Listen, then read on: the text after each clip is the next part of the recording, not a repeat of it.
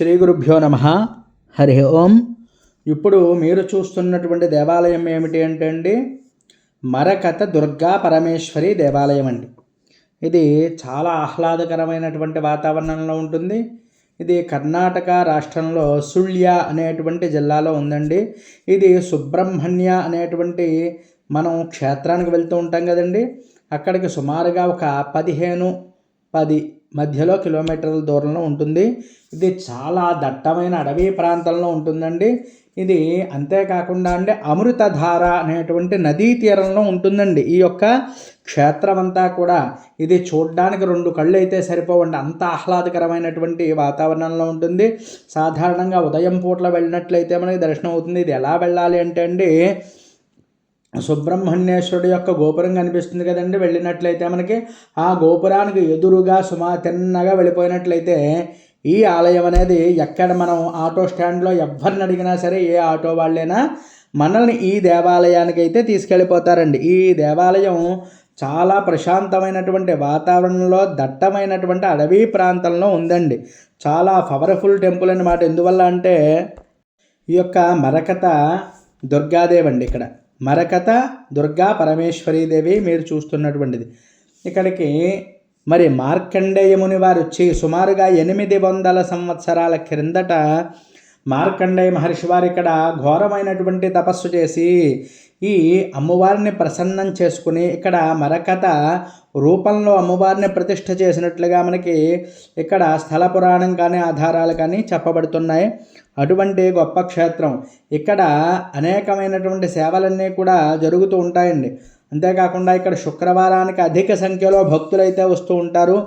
ఇక్కడ మనకి ప్రదక్షిణలు 9 ప్రదక్షిణలు కానీ 3 ప్రదక్షిణలు కానీ చేసి అమ్మవారికి చక్కనైనటువంటి సేవలు అంటే కుంకుమార్చన అది కూడా చేసుకున్నట్లయితే దీర్ఘ సుమంగళి యోగం కలుగుతుంది అని చెప్పబడుతోంది.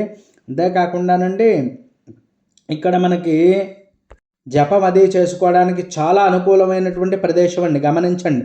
ఎందువల్ల అంటే ప్రశాంతంగా ఉంటుందండి. ఎవ్వరూ కూడా జనసంచారం ఎక్కువ వచ్చేటువంటి ప్రదేశం కాదు.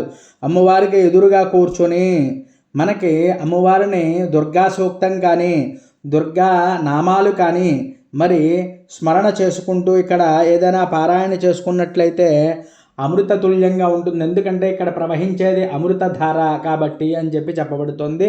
అమృతధార నదిలో స్నానం చేసి ఏ మానవుడైతే అమ్మవారిని భక్తి శ్రద్ధలతో ఆరాధన చేసుకుంటారో వారికి ఎటువంటి కష్టాలన్నా తొలగిపోతాయి అని మరి చెప్పబడుతోంది. అటువంటి గొప్ప క్షేత్రం అండి. అమ్మవారిని ప్రతి ఒక్కరూ కూడా మరి దర్శనం చేసుకోండి. ఎందుకంటే ఇది లోపలికి బాగా దట్టమైనటువంటి అడవి ప్రాంతంలో ఉండడం వల్ల చాలామందికి తెలియటం లేదండి. చాలా శక్తివంతమైనటువంటి టెంపుల్ ఇది. అందువల్ల ఈ దేవాలయాన్ని ప్రతి ఒక్కరూ చూడాలి. ఎందుకంటే చాలామందికి తెలియక ఇది చూడటం లేదు. అందువల్ల సుబ్రహ్మణ్య వెళ్ళిన వారు ఖచ్చితంగా వెళ్ళవలసినటువంటి దేవాలయం ఈ యొక్క దుర్గా పరమేశ్వరి దేవాలయం అండి.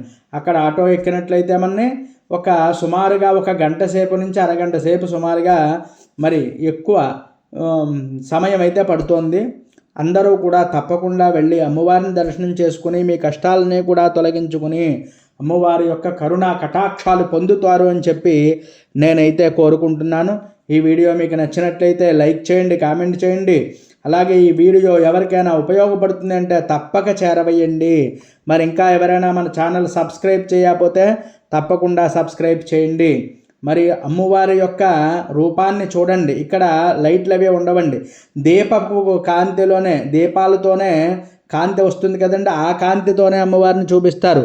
అందరూ కూడా గమనించండి, 1కి 2 సార్లు చూపించండి. అందరికీ కూడా ఈ వీడియోని తప్పక చేరవేయండి. హరి ఓం తత్సతు. స్వస్తి. శ్రీమాత్రే నమః.